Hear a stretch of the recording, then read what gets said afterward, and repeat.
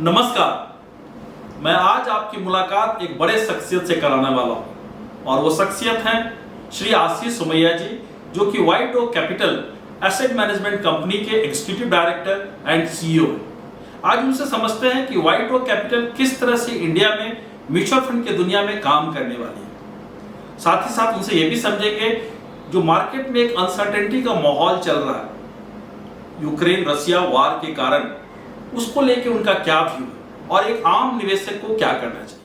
नमस्कार आशीष जी। नमस्कार सर। नमस्कार। Thank you. आशीष जी, आज बहुत दिनों के बाद आपसे मुलाकात हो रही है और आपके एक नए अवतार में मुलाकात हो रही है। तो मैं जानना चाहूंगा कि आपकी नई ऑर्गेनाइजेशन जिसको आप हेड कर रहे हैं और आगे बढ़ा रहे हैं, व्हाइट ओक पीएमएस में तो अपना झंडा गाड़ ही चुका है, मगर म्यूचुअल फंड में जब आप लेके आ रहे हैं अलग अलग फंड्स आने वाले दिनों में, तो किस तरह से आप ऑपरेट करेंगे और इन्वेस्टर के पॉइंट ऑफ व्यू से क्या डिफरेंट या क्या सिमिलर लेके आने वाले हैं, क्योंकि म्यूचुअल फंड इंडस्ट्री में बहुत सारे फंड्स हैं, बहुत सारी चीजें हैं, तो आप अलग क्या करेंगे कि इन्वेस्टर इस तरफ देखे। बिल्कुल सर। तो थैंक यू, आपसे बात करने का मुझे मौका मिला और आपके द्वारा निवेशकों से भी बात कर सकते हैं, इसके लिए बहुत बहुत आभार आपका। तो जैसा आपने बताया कि देखिए, म्यूचुअल फंड इंडस्ट्री में तो कई बार मैं खुद ही ऐसे मजाक के तौर पे मैं खुद ही लोगों को बोलता हूँ कि लेने के लिए तो 300 अच्छे स्टॉक है, लेकिन 300 अच्छे स्टॉक लेने के लिए 400 म्यूचुअल फंड भी अवेलेबल है। तो एक इन्वेस्टर की तरफ से तो जैसे आप जैसे सलाहकार हैं, उनके बिना तो इन्वेस्टर आगे बढ़ ही नहीं सकते हैं। और इतने सारे प्रोडक्ट्स, इतनी सारी चीज़ें अवेलेबल हैं कि कभी के एक तरफ से तो सहूलियत है, लेकिन कहीं न कहीं पे लोगों का काम भी थोड़ा इससे कॉम्प्लिकेटेड हो सकता है। लेकिन जो आप जैसे व्हाइट ओक की बात कर रहे हैं, तो व्हाइट ओक के बारे में आपको ये कहूंगा कि व्हाइट ओक जो ये ब्रांड है, ये ब्रांड शायद नया है, लेकिन इसके पीछे के लोग, इनका ट्रैक रिकॉर्ड और जो एक्सपीरियंस है, वो मैं कहूँगा कि काफ़ी लंबा एक्सपीरियंस है, उसमें कोई नया नहीं है।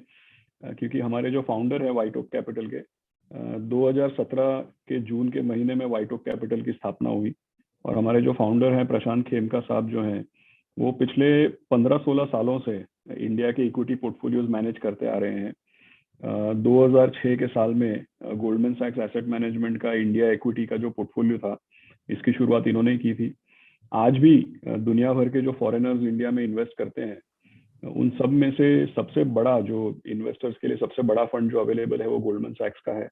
और गोल्डमैन सैक्स का जो इंडिया फंड है, उसकी शुरुआत प्रशांत खेमका ने की थी 2007 में। 2007 से 2017, 10 साल तक ये गोल्डमैन सैक्स इंडिया इक्विटी के सीईओ थे।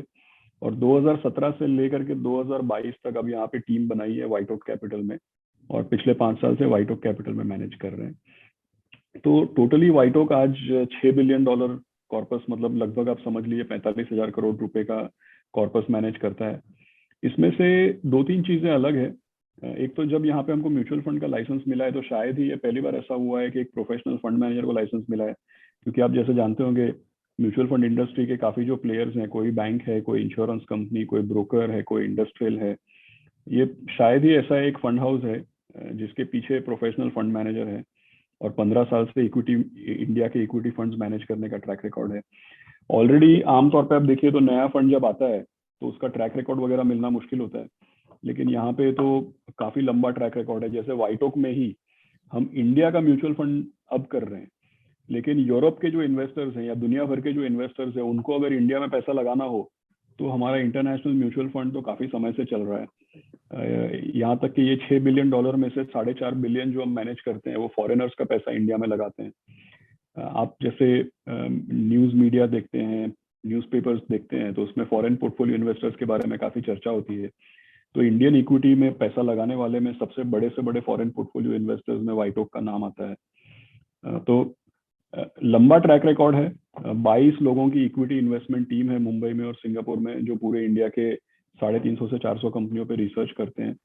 तो काफी इसके पीछे, मतलब यहाँ का हमारा म्यूचुअल फंड का जो लॉन्च है वो शायद एक नया इनिशिएटिव है, लेकिन इसके पीछे इंटरनेशनल इन्वेस्टर्स के लिए इंडिया में इन्वेस्ट करने में ट्रैक रिकॉर्ड, एक्सपीरियंस लोग हैं, इस पे काफी काम एक्चुअली हो चुका है। तो हमारी ऐसी उम्मीद है कि आपके सपोर्ट से, निवेशकों के सपोर्ट से, यहाँ पे भी जो पहले हम इंटरनेशनल इन्वेस्टर्स के लिए करते आ रहे हैं, वो सेम चीज डोमेस्टिक इन्वेस्टर्स के लिए भी कर पाएंगे। निश्चित रूप से आप लोग करेंगे आशीष जी, मेरी शुभकामना आप लोग के साथ है और कुछ बड़ा ही होगा, क्योंकि जो ट्रैक रिकॉर्ड आप लोग के हैं प्रीवियस, और जो भी इन्वेस्टर जानना चाहें तो भरी हुई है आपके बारे में जानकारी, तो निश्चित रूप से एक अच्छा, एक पॉजिटिव थॉट लोग रखेंगे यूआई टॉक के बारे में, ऐसा मुझे पूरा विश्वास है। आप चूंकि मार्केट के भी एक बड़े एक्सपर्ट हैं, एक जानकार हैं, और अभी एक अनिश्चितता का दौर चल रहा है, इकोनॉमी के एंगल से भी और यूक्रेन रशिया की जो वार हुई है उस एंगल से भी। तो इकोनॉमी और मार्केट दोनों के बारे में अगर कुछ आप राय बताएं, शॉर्ट टू मीडियम टर्म में। लॉन्ग टर्म में इंडिया स्टोरी तो अच्छी दिख ही रही जी। है, मगर शॉर्ट टू मीडियम टर्म में क्या व्यू दिखता है? ये आपने सवाल पूछने का ये फॉर्मेट या तरीका बहुत बढ़िया था, क्योंकि आपने स्पेसिफाई किया कि लॉन्ग टर्म में तो इंडिया स्टोरी सबको अच्छी लगती है, समझ में आती है, लेकिन शॉर्ट टर्म, देखिए हमेशा किसी भी निवेशक को ना, भले कितना ही सरल या सिंपल लगे, ये चीज दोहराना और ये चीज समझना बहुत जरूरी है। क्योंकि मैं हमेशा कहता हूँ कि एक तो होता है लॉन्ग ट्रेंड और एक होते हैं, जैसा आपने बताया, शॉर्ट टर्म ट्रेंड। लेकिन हमें अक्सर ये होता है कि लॉन्ग ट्रेंड्स जो हैं उससे हमको डिस्ट्रैक्ट कर देते हैं ये शॉर्ट टर्म ट्रेंड्स। वेरी क्योंकि करेक्ट। शॉर्ट टर्म ट्रेंड्स है वो tail wind head wind create करते हैं, उसकी वजह से हम लॉन्ग टर्म ट्रेंड से डिस्ट्रैक्ट हो जाते हैं और अपने पाथ पे स्टिक नहीं कर पाते हैं। तो लॉन्ग ट्रेंड तो सबको समझ में आता है, ये तो बढ़िया बात है। अब ये यूक्रेन और रशिया को लेकर के जो शॉर्ट टर्म हलचल हुई, एक्चुअली पिछले 4-5 महीने से इस तरीके का माहौल है। आप देखिए, पहले चाइना की टेक्नोलॉजी कंपनीज में भारी गिरावट आई, फिर यूएस की टेक्नोलॉजी कंपनीज में भारी गिरावट आई, यूएस में इंटरेस्ट रेट ब्याज दर बढ़ने की बात हुई, और फिर साथ ही साथ ये यूक्रेन चाइना का पूरा मसला खड़ा हुआ है। और पिछले नवंबर 2021 से लेकर के मार्च 2022 तक आप देखिए $22 बिलियन की फॉरेनर्स की इंडिया में सेलिंग हुई है। ये 2008 के मुकाबले से भी ज्यादा है। और 2008 में आपको याद होगा कि अपनी करेंसी जो है उसमें काफी भारी गिरावट आई थी और बाजार में 60% की गिरावट आई। अब की बार देखिए, आपने इकोनॉमी का सवाल मुझे पूछा, इसलिए बोल रहा हूँ, आप इकोनॉमी की सिचुएशन को देखिए कि 20 से $22 बिलियन की सेलिंग हुई। चाइना, यूएस, रशिया, यूक्रेन, इस तरीके के सारे डिस्टर्बेंसेस हो गए। हमारा मार्केट जो है ये 5 से 10% डाउन है, और करेंसी जो है वो शायद 2-3 रुपए का डेप्रिसिएशन हुआ है, और पूरी की पूरी 20-22 बिलियन डॉलर की सेलिंग जो है वो हमारी मार्केट में एब्जॉर्ब हो गई है। तो इससे आपको ये समझ में आता है कि इकोनॉमिक सिचुएशन जो इंडिया की है, स्पेसिफिक टू इंडिया, इंडिया की इकोनॉमिक सिचुएशन काफी स्ट्रांग है। और इंडिया का समझिए एक्सटर्नल सिचुएशन आप देखिए, जैसे फॉरेन एक्सचेंज है, हमारी इंटरनेशनल पोजीशनिंग है, इंडिया की तरफ जो फॉरेन इन्वेस्टर्स का रुख है, वो तो हम तो काफी फॉरेनर्स का पैसा खुद मैनेज करते हैं, तो हमको रोज फीडबैक मिलता है उसके बारे में, तो सब कुछ उसमें पॉजिटिव है। अब आई बात मार्केट की, तो मार्केट में मैंने ऐसा देखा है कि 2008 हो चाहे 2020 हो, जब भी इंडिया की मार्केट में कोई अंतरराष्ट्रीय कारणों की वजह से गिरावट आती है, तो हो क्या रहा है कि भाई हमारे मार्केट तो स्ट्रांग है, ऑयल का थोड़ा बहुत इम्पैक्ट है हमारे ऊपर, बट वो शॉर्ट टर्म इम्पैक्ट है, और अपनी इकोनॉमिक कंडीशंस, कॉर्पोरेट परफॉर्मेंस, सब कुछ काफी स्ट्रांग है। तो अभी हमारे जो भी प्रॉब्लम्स है वो हमारे डोमेस्टिक अपने अपने बनाए या हमारे हमारे खुद के प्रॉब्लम नहीं है। काफी सारी जो चीजें वो बाहर से आ रही है, इंपोर्टेड प्रॉब्लम जिसको बोल सकते हैं। तो जब भी कोई इंपोर्टेड प्रॉब्लम की वजह से बाजार गिरता है, तो उसका हमको फायदा लेना चाहिए एक्चुअली। क्योंकि क्या होगा कि ये जो जियोपॉलिटिकल सिचुएशन है, ये कोई फाइनेंशियल क्राइसिस या कोई कोविड नहीं है। इसमें देखिए, कोई सलाह समझौता कुछ हो गया, हवा का रुख थोड़ा बदल गया, तो जिस कदर से एफपीआई का पैसा निकला है, उतनी तेजी से जितना निकला है उससे ज्यादा वापस आ सकता है। और जब इतना पैसा निकला है तब तो हमारा मार्केट खाली 5-10% गिरा है। तो आप सोचिए कि जब मामला पलट जाएगा, कभी न कभी जब चीजें सुधरेंगी, तब किस तरीके का माहौल खड़ा होगा। तो अंतरराष्ट्रीय कारणों की वजह से जब अपना बाजार गिरता है, उसका मतलब ये है कि हमको उस पर रिएक्ट नहीं करना चाहिए।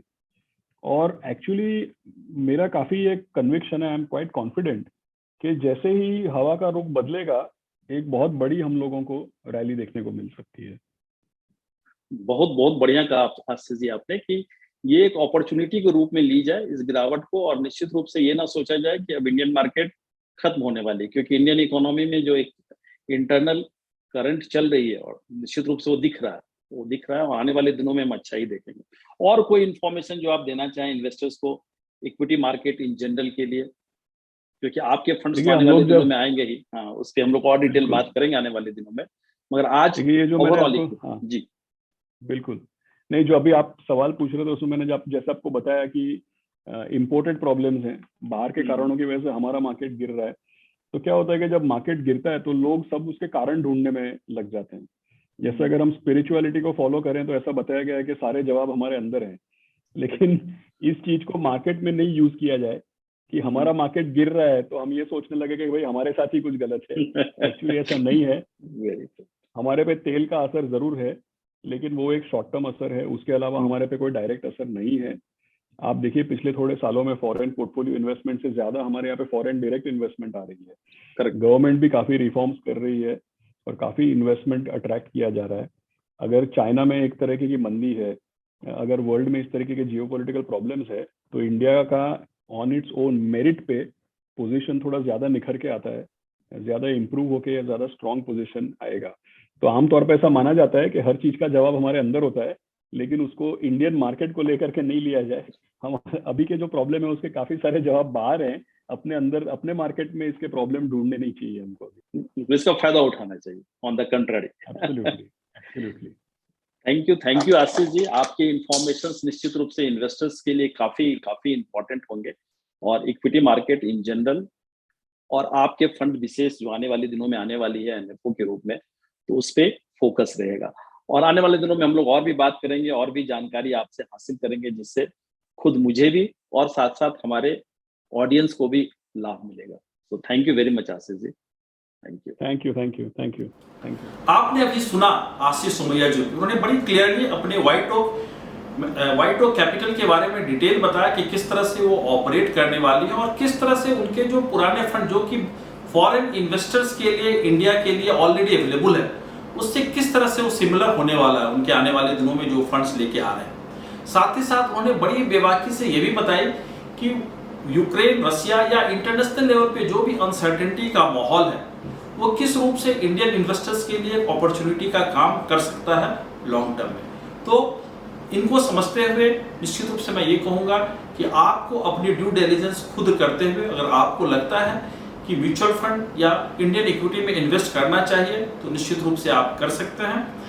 आप खुद इसका डिसीजन लें, या फिर आप जिस भी प्रोफेशनल से जुड़े हैं उनसे बात समझ के राय लेके आप कर सकते हैं। So once again thank you very much. आने वाले दिनों में और भी ऐसे कई शख्सियत को आपसे मुलाकात कराऊंगा, ताकि आपके सामने नई नई जानकारियां लेके आ सकूं। So once again thank you, नमस्कार। फंड निवेश बाजार जोखिमों के अधीन है। कृपया प्लान से संबंधित सभी दस्तावेजों को सावधानी से पढ़ें।